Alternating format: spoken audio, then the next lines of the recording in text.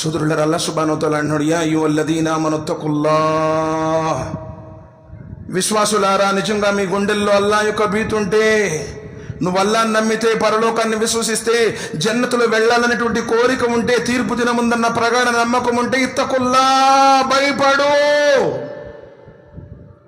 నన్ను పుట్టించినటువంటి నా స్వామి నన్ను చూస్తున్నాడు. నేను చేసే ప్రతి పనికి, మాట్లాడే ప్రతి మాటకు, చేసే ప్రతి క్రియకు ఆ స్వామి సన్నిధిలో నేను జవాబు ఇవ్వాలి అని భయపడు.